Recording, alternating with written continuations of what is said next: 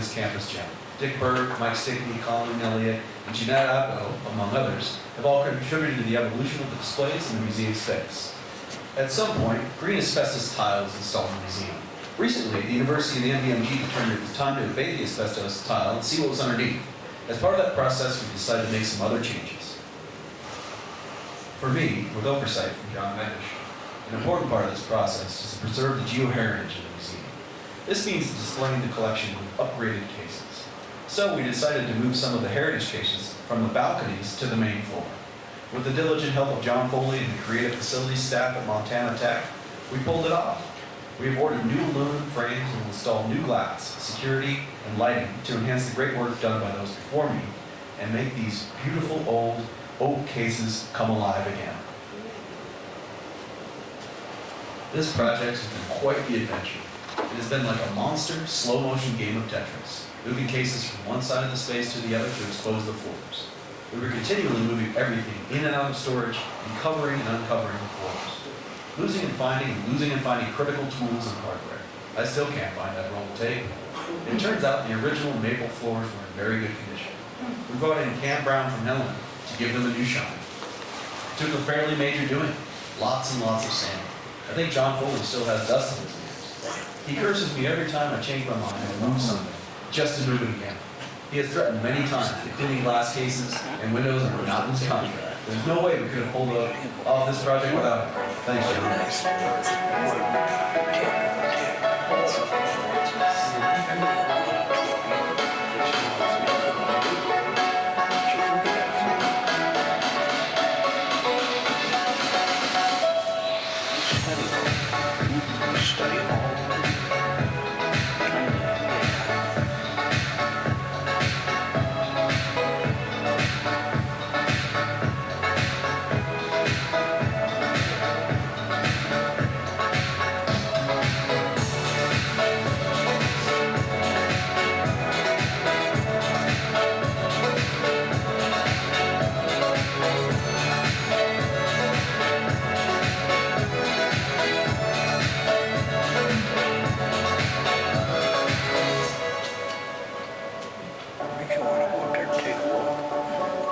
That's the idea.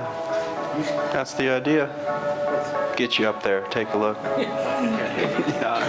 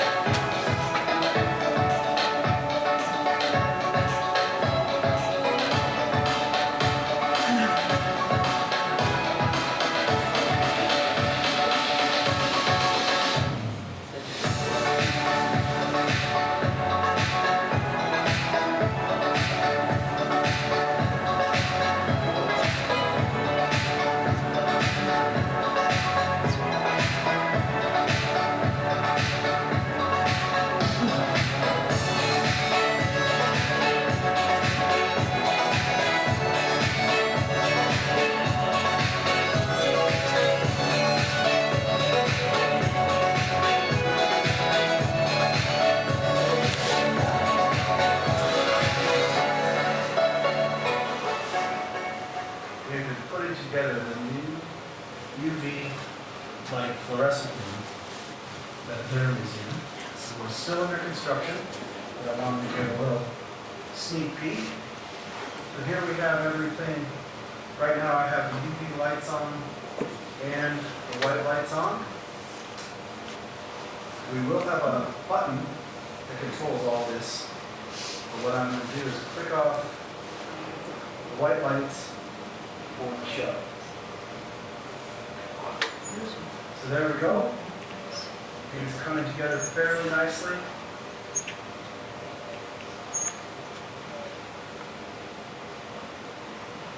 The top shelves, the top three shelves are shortwave, and then the bottom two shelves on each section are longwave UV light.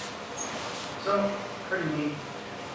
And looking forward to getting this all together and getting it ready for display.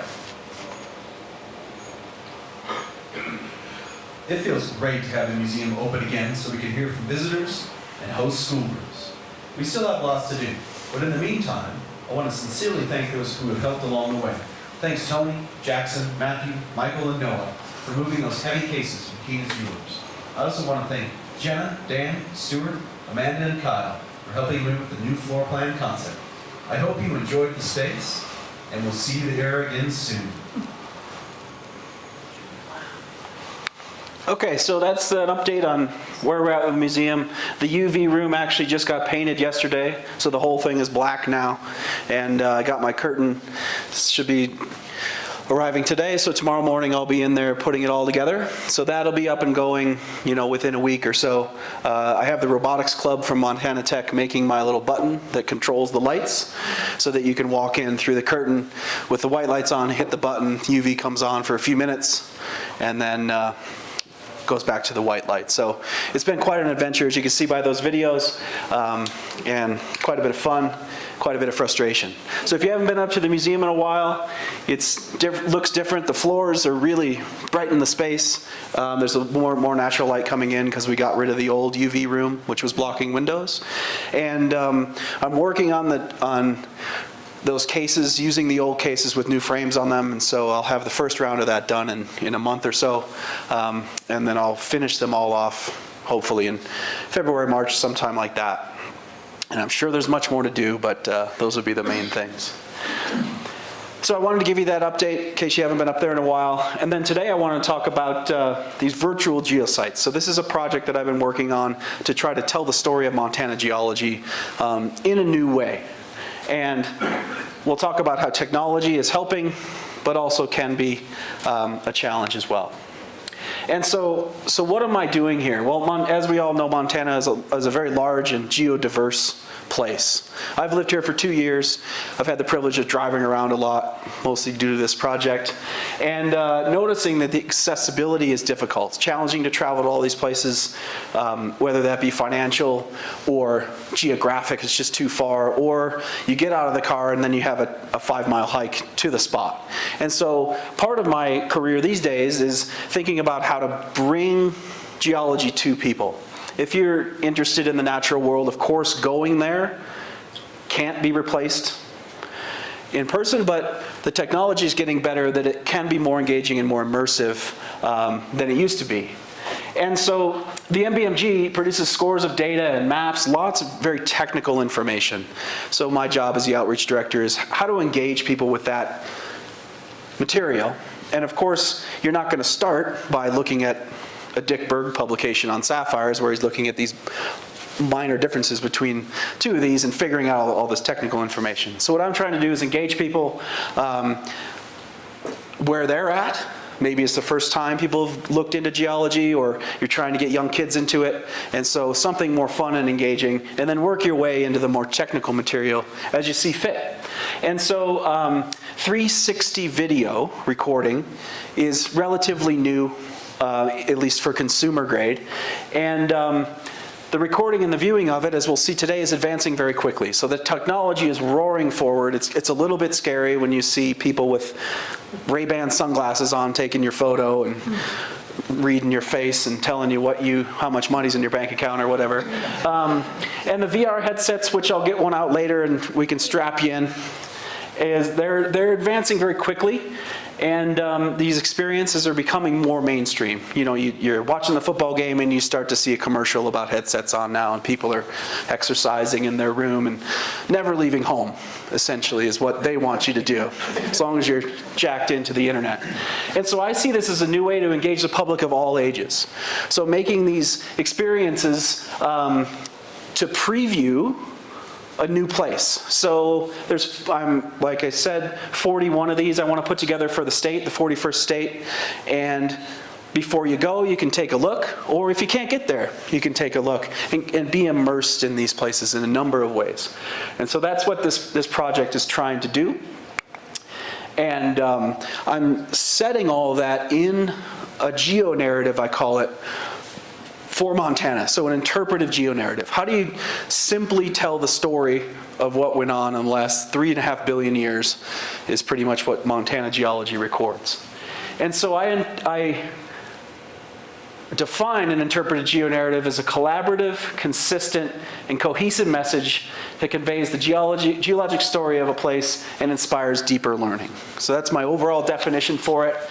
And it manifests as a series of pillars that span time and space. And of course they, because it's geology, are going to overlap these pillars. And then each pillar is general enough that specific geologic events and phenomena, we call those geosites, a place that you would go to look at these, fits somewhere into the narrative. And each pillar is descriptive enough that it resonates with a general audience. So using normal words, not technical geology words, to describe the geology of a place in time and space. So this here, that's not what I wanted to do. This is an example of the logo we made for the Fire and Ice Geopark in southwestern British Columbia. If anyone's ever been to Vancouver, BC, or Whistler, British Columbia, the ski resort, I used to live up there, and we are working on a UNESCO geopark in that area. So we're an aspiring UNESCO geopark. We're calling it a georegion for sensitivity to our First Nations collaborators. And this is the narrative that we came up with. So that area started 250 million years ago with mountain building, still happening today. And then ice came and went for the last 2 million years, shaping those mountains.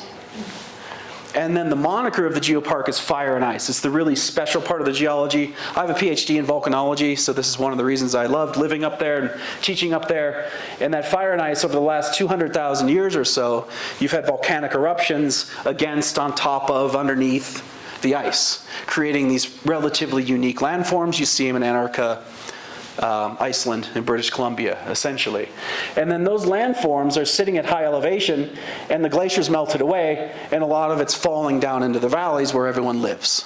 And so mountains, ice, fire and ice, and collapse are our 4 pillars that make up the colors in our logo. So we try to integrate all this, give people a sense of time. Geologic time is very difficult to comprehend, but give people a flow through time of what's occurring there. So that's my experience with making a geo-narrative in a relatively small area, 10,000 square kilometers. I don't know how many square miles that is, but 100 kilometers by 100 kilometers. So 60 miles by 60 miles. Compared to Montana, that's pretty small. And so now I come to this job and I think, I'm going to do this same thing. I'm an expert, right? No problem. And I take one look at the geologic map of Montana that I put up on my wall the first day, and I started thinking, why am I doing this? Yeah, right? So, we have lots of different colors across the state, wildly different landscapes, of course. If you drive east, drive southwest from here, pretty much in any direction you're going to see a different landscape. That's one of the beauties of this place. And of course over here, all the different rock units that are figured out by the MBMG geologists over the years. And so I started, okay, I got to use the resources that are out there. Of course, Don Hammond and Rob Thomas's new version of the Roadside Geology of Montana, I find is a great resource. I find it a little bit technical for someone who's just approaching geology. There's a lot of terms in there. It's very dense. Phenomenal work. And then we have the detailed publications, Dick Berg's work on sapphires, for example. We have our own geologic roadmap of Montana that we published at the MBMG. So using all these resources. And then over the years, we produce a calendar every year. Some of you may have some on your walls. This year, just came out, is a calendar about the museum. But over the years, you can see it across the state, there's been different geosites that have been described. So I used those. They're written in a manner for the public to use. And then, of course, our staff. You can see Yen there. I strapped him into the VR when he and I were out at Flathead Lake doing some mapping. And then people working over the years, I bother them in their offices and ask them random questions about far-flung places in Montana, and they usually try to help me out. And so we have other products like this stratigraphic correlation chart. Trying to interpret this as a non-geologist is a bit much. Essentially, we have the geologic timescale down this axis, and then there's southwest Montana, I think south central, north central, and eastern Montana. I can't read them that far away. But you have all the rock units, and they're trying to figure out across the state how these units relate to each other in time and space. And so what I try to do is take this and say, how are different geologic units distributed across the state in geologic time? And are there any discernible patterns? So what patterns can I pull out of this and then translate those to a more general audience? Of course, geographically, Montana is quite diverse, as I talked about, and then it's sculpted by the geology to make it diverse. So up here in the north, we have these really cool remnants of the last ice age. You know, Glacial Lake Missoula, Glacial Lake Helena, all these spots leaving very interesting deposits as that ice is melted away. And then we have in the southwest part of the state, of course, we have active faulting and earthquakes that shape the geology. All the different mountain ranges, some of them formed by unique geologic process, and then these are all different tectonic zones within the state. So a lot of diversity to bring in and try to translate. So this is my sort of geology nerd in his office result. So I took the time scale and I just put it on its side. So 4.6 billion years, you know, the formation of the Earth here, going all the way across in geologic time to the present on the far right of the screen. And I started to think, how can I use normal words and make them a little bit catchy to describe what went on with time? So I came up with an alliterative scheme. So looking at the geology, supercontinents, oops, that's the wrong one. Supercontinents are the oldest, you know, thing that happened. We used to have big continents coming together, splitting apart. You can see evidence for that in Montana. And we also have old seabeds, deposits from seabeds. So supercontinents and seas are the oldest thing that occurred here. And then as we move across in time from the left to the right on this diagram, we start to see deposition, which started a long time ago and of course occurs to the present, any body of water, rivers, wind, glaciers, that sort of thing. And dinosaurs were involved, of course, making Montana famous for the Hell Creek Formation and things like that. So deposition and dinosaurs is our next stage in geologic time. And then we move on to mountains and magmas. So mountains, the modern mountain building events in Montana, and then magmas, those are things that didn't erupt on the surface. And I'm always tweaking these whenever someone sees the presentation and tells me I'm wrong on the time scale because they found a new magma chamber out somewhere. I'll tweak these as we move, so it's adaptive. So those are all the magma chambers that solidified your granites and things like that, as we know very well here in the boulder batholith. And then eruptions and earthquakes as we're moving towards the present. So we've had eruptions for significant time here, you know, 60 million years to essentially the present if you kind of include the Yellowstone area in Montana. And earthquakes, active earthquakes, of course, Mike Stickney is always pulled out of his office whenever something happens down towards Dillon. And then glaciers and groundwater, fabulous glacial history in Montana. I suppose there are a few glaciers left, but they're too hard to get to, so I kind of cut it off at the end of the last ice age, if you will, for this purpose. And then rivers and resources. Rivers, of course, the longest river in the US runs through Montana is the Missouri, and resources are a big part of the Treasure State's history. So I thought, okay, this is reasonable. I've got words that people understand, you know, geologic words, but in the common vocab of most people, and I've got it through time. But it's kind of blocky and scientific looking, so I said, what do you hear all the time is going to solve our problems and make everything, take my job away? AI, baby. Right, so I started punching in these words in Adobe Photoshop. They have an AI create. It'll draw you whatever you want. I put it in artistic mode. You have photo mode or artistic mode, and I started coming up with things. So supercontinents and seas, you start to get something with continents and seas in it, right? So this is what AI created, and then you can see I just put it in the time frame there. I'm trying to figure out a way to, instead of me trying to draw these things with my kindergarten level artistic skills, how can I cheat and have AI do it for me? Deposition in dinosaurs. Oh, look at that. We have dinosaurs on the banks of a river in some mythical scene. And then as we move through, this is pretty funny what AI doesn't know. We need a student to train AI on geology, because it doesn't whenever you say magma, it gives you a lava flow on the surface. It doesn't know what a magma is in the subsurface. And so I ended up with a hole in the mountain for the magma. Oh. And so as we train up AI, as we move along, we'll get better. Things like earthquakes, eruptions and earthquakes, all I could get was an eruption, and there was one sort of cliff in it, and I pretended that was the fault scarp for the earthquake, because I didn't want to spend all day on this. It's sort of fun, but you can waste a lot of time.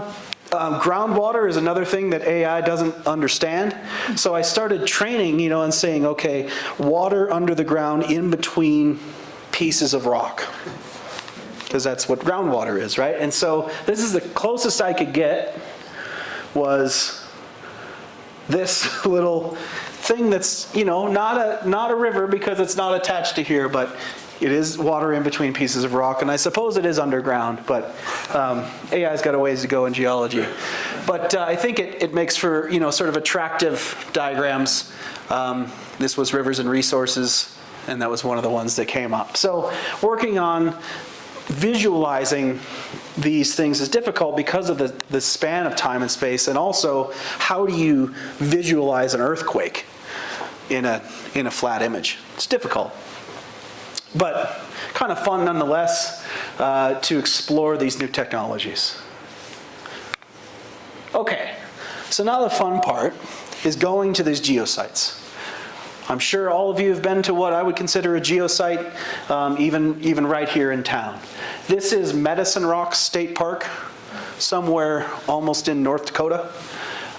Beautiful place, free camping if you have Montana plates anyway. And so what is a geosite? Geosites are areas of intrinsic scientific interest that represent key stages in Earth's evolution, ranging from small monuments to large parks, and are crucial for understanding geologic heritage and conservation. So that's sort of a literature definition of a geosite.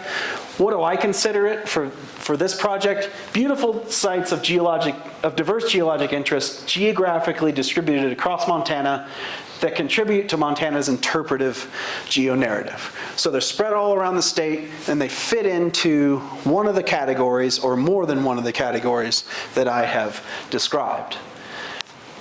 One of the nice things about the new cameras I've gotten is they take time lapses, as you saw in my museum video. You set it up, you push a button, you walk away, it creates the time lapse, and you look like you know what you're doing. And so I set this up about dinner time at Medicine Rocks, and then this storm came in. It's really quite spectacular. So at each geosite, in addition to my experiences, I've put together like a 1 minute or 2 minute still thing, if you're in the middle of a river, or this time lapse of a thunderstorm, and I'm working on getting them out as like the MBMG minute. And especially when you're in VR, which we'll talk about a little bit later, they're quite engaging. It's like you're sitting in the middle of the Yellowstone River for a little while with your feet up on a boulder. And you can experience these things with sight and sound. So these are the geosites, and then I had to figure out, using all those resources, what geosites am I going to go to, and I want to make sure they're spread all across the state. This is my original target list. It changed as I got out there. If it rains in the Terry Badlands, you're stuck in the Terry Badlands. I was told, and then I almost found out. I hightailed it out of there and got on the interstate, and it was pouring rain. So different places are more approachable than others. And so this last summer, I did 2 main trips where I came sort of down southeast and far east in the state, a big loop, Bighorn Canyon, this area with a bunch of clinker in the Powder River Basin, Capitol Rock, Medicine Rocks, Makoshika, and then way up in the northeast to Buried Aquifer at Medicine Lakes. A lot of MBMG work has been done up there. I had to skip Hell Creek because, one, it was the 4th of July and there was a lot of revelers out there, and two, it was raining. So another place not to go in the rain. And I hightailed it, and the Big Snowy Mountains, Crazy Mountains were part of that trip. And the second trip was kind of a north central, where I hit Snake Butte and a whole bunch of other places, Giant Springs and Great Falls. And so, really fun part of my job. Interesting field work. So normally I would get there around lunchtime to the geosite, and I'd spend the rest of the day scouting, because these places, most of them I'd never been before, come up with a plan, and then I would film in the morning light, and then go to the next geosite and do the same thing over again. I think I hit about 20 of the sites last summer, 21 more this coming summer. So that'll be good. So what am I doing? Well, I'm recording with a 360 camera. It's Insta360 is the name of the company. I have an X3 and I just got an X4, because as soon as you learn how to use it, they bring out a new one that's better and you have to get it, right? And I'm essentially, maybe not for this room, but an old man with a selfie stick. Right, I made it till I was almost 50 years old in life without a selfie stick, and now I've got 4 of them. And so this camera is 2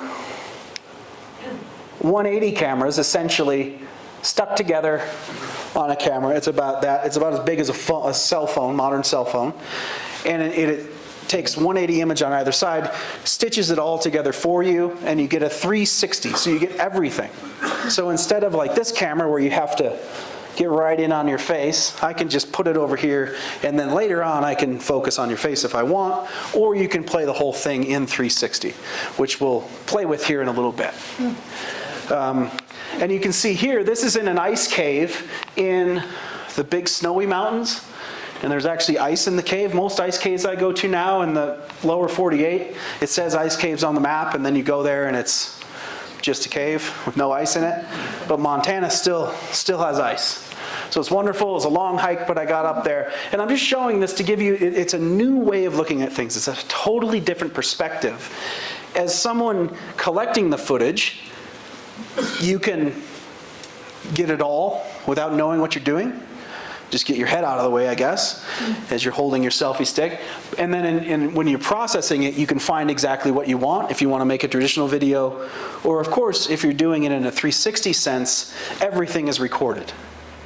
And so it's quite fun, especially in geology, where there's so much detail there that you don't notice the first time you go to a place, even if you're doing field work.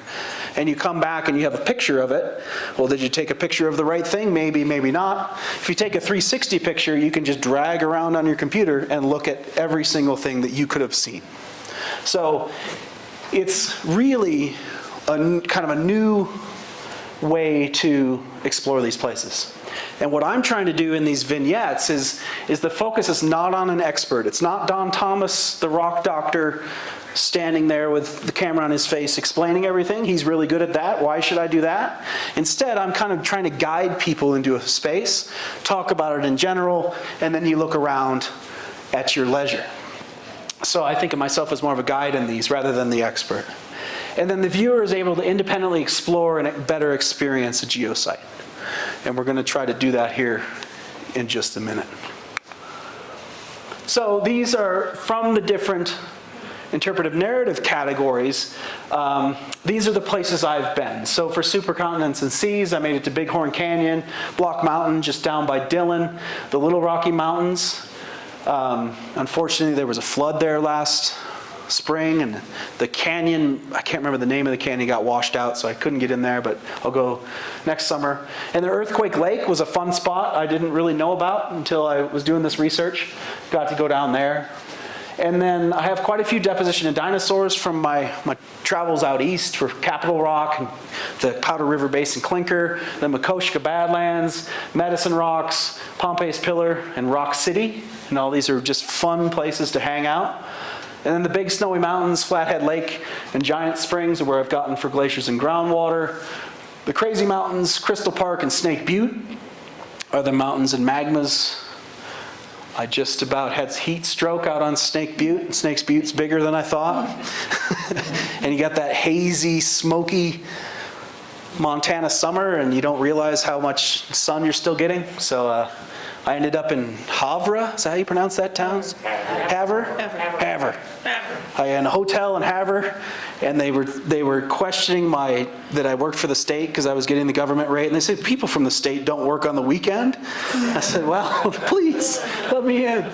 And then for rivers and resources, so far I have the UMAC, the underground mining teaching area at Montana Tech. I got in there with the students, showing them drilling, and I have a blast that Scott Rosenthal gave me that they recorded.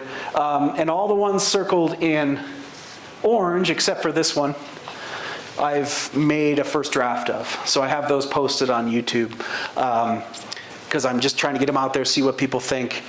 And it's quite interesting. I had to get a new computer, I had to get a new laptop to process the videos because there's so much information. And then I asked for a new computer at the Bureau, and they gave me this server that sounds like it's gonna take off when you start it up. But it has enough so that the video isn't jumping as you're trying to process it, which can be very, very frustrating. So the technology is coming along, and I'm able to get these things done and learning as I'm going. And so how are we going to explore these things? Well, the really nice part is the distribution is essentially, it exists and it's essentially free. I mean, if you already have a computer or a phone, you can get YouTube VR. It's just part of YouTube, and YouTube will play these 360 videos, and we'll see it here in a second. And then you can do those through, you can also view them ideally through a VR headset, and we'll get it set up here and people can go into virtual reality if they've never done that before and check out some of these places. You can also just use a laptop computer, or if you're at your desk, and move around with your mouse, and I'll show you that here in a second.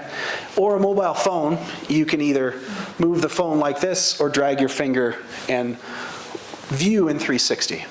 So the nice thing is having the distribution essentially be ready to go, and as the technology catches up, headsets get more and more part of our society, whether we want it or not.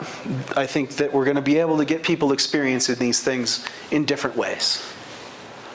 This was, I gave a presentation, a brown bag at the Bureau, and so I strapped some of my colleagues into places they hadn't been in Montana.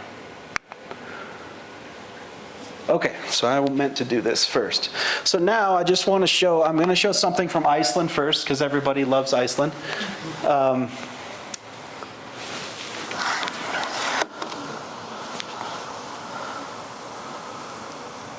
Okay, so this is how you can work with this on a laptop. And I'm recording in 8K. So you've heard of 4K, 1080p, 4K, 8K. We keep getting more and more Ks. And essentially, you can change the resolution, and then you can look wherever you want. So I'm going into this ice cave, but you can look back at, and you can, one of the fun things is you can pause and just look around wherever you want. And of course, if you're in a virtual reality headset, you're just moving your head around. And then what I try to do is stay out of the way. And then when I gave this talk at University of Montana, the students didn't understand that I think I look like Bob, the great Bob Dole, when I'm walking around. Because what the camera does is actually deletes the selfie stick, and you just have your hand there like Bob Dole used to have, right? He was always holding his pencil. You guys get this much more than they did, right? So we don't want to look at me. We want to go in the ice cave. And so the idea being that you can kind of, I have to give some pace in when I'm moving on these things, and of course the lighting is a little washed out on the screen, but that's okay. You start to get an experience that maybe you can't have. This ice cave, I was on a field trip. I teach a course in May for a different university, and this ice cave was there. I stayed after to do some filming, and I went back in September for my friend's 50th birthday, and this ice cave was totally gone. So this is another way to kind of preserve fragile geosites, places maybe that are being mined out. You can preserve this in 360 that then's mined away, and you have a record of that. Places like lava tubes that might collapse. And you know, a lot of thinking about with temperatures warming, glaciers continuing to retreat, you know, we can preserve some of these places. And so what I try to do is just be slow, and then you can move around and look around and see these really interesting, hopefully interesting places. So you can kind of experience a little bit what it's like to be in an ice cave. And this was about a month before the ice cave collapsed and killed those folks. So fun stuff, right? And with this little camera, you can get right in there and check things out. Now we get bombarded by YouTube. That's the only problem with it being on YouTube. Yeah, I put these on a private playlist right now so that you don't get commercials before them yet. Okay, so now is when we can explore. What I thought I would do, I'll play another one. I'll play Bighorn Canyon for everybody if you want to watch. But if you want to try to check this out on your own, if you have does anyone want to try with their phone? Yeah, I'll pass these around. It's like being at a restaurant where you can no longer have a menu, you have to use a QR code. Or you can, you want to give it a try? You can also just Google Montana Bureau of Mines and Geology YouTube. And then there's instructions, anyone give it a try? There's instructions on the board on the right side for a mobile phone of things you can do instead of me trying to tell you how to do it. You can follow this and try to get watching one of the experiences. And if you guys want to try on laptops, you can just, and there's a playlist of these experiences on our YouTube page.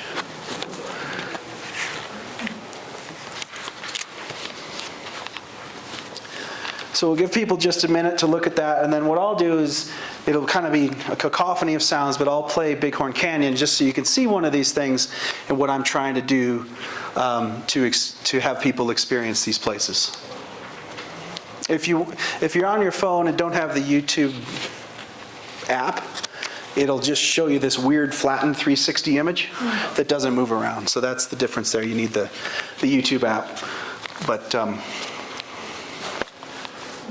millennials like you guys are probably watching videos all the time. You have this set up at the museum too? I'm planning on having this set up at the museum, but I'm planning on having a few of these chained to a table. And I was in Iceland, and they have this software where you can just look at the video you want to watch. And if you look at it and blink or something, it'll play it. So you don't even have to have the controllers. Okay, so what I'm going to do now is, for those of you who, and I totally understand, didn't want to dive in with your phone, on our YouTube page we have a playlist, and these are first drafts, and I wanted to show Bighorn Canyon's pretty fun.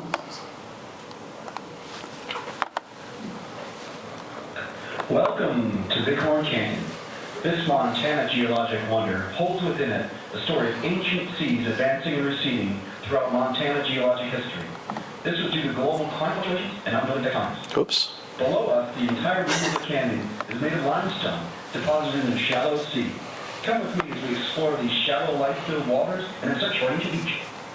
I keep speeding it up. So here we are, right down at the water's edge, and we're completely surrounded by massive limestone. If you look in any direction, left, right, behind you, it's all Madison limestone. But there's a really interesting feature straight ahead of us. And instead of being just flat, this layer is bent, it's curved, it's fallen. And we know that's because of tectonic activity. Normally when continents collide together, they'll fold a rock like this. So we know tectonic activity has happened in this area.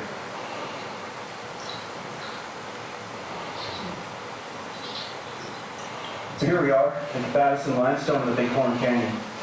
Let's do some fossil hunting. So as we zoom in, you can start to see fossils in this layer here. You see all these little dots, maybe an old coral fossil. And then as we move down this layer, take a look and you can see a bunch of different shell fragments in this material. You look right in here, it's sort of a graveyard of shell fragments. So life during when the Madison Formation was deposited. So if we continue tracing this layer, we come down here and see some beautiful examples of fossils.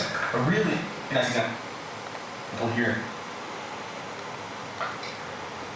You can see those stems of some sort of life on the seafloor during the time of the Madison Formation.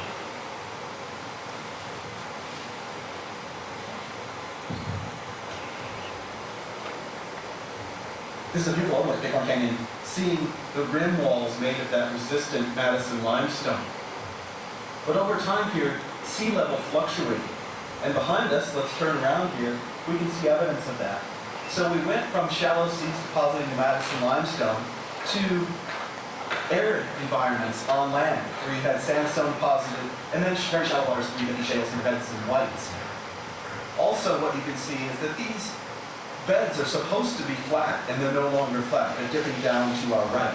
And that shows us that not only did global climate change sea level, but also tectonic forces rising land up would have made sea level come and go with time in this area. Boop. Nobody wants to see that. We're high above the river, above the cliffs of Madison limestone. And now we're on sandstone. You can feel the sandy grains in my hand. And also what you can see are the different layering. So the layering up here is flat, and below it, the layers are angled. And that is a frozen sand dune. So you had the wind blowing one direction here, and then the wind changed direction and started depositing in a different orientation, making those beds at different angles, and that's called crossbedding. And this is a frozen sand dune, likely in a beach or desert environment. So it must have been on land. So sea level must have lowered after the deposition of the Madison limestone.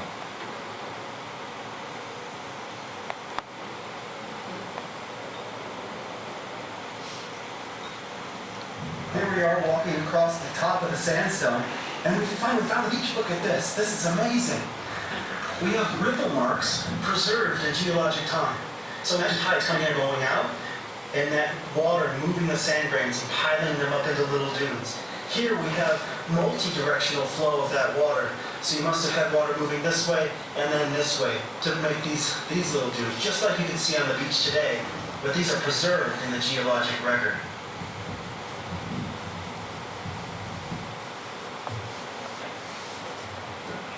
As we take another look across the neighborhoods of Big Horn Canyon, I hope you share my awe at the life story it holds. Ancient fossils on the seabed, sand dunes, and ripples on the beach, now manifest in this phenomenal canyon. What a magical Montana spot.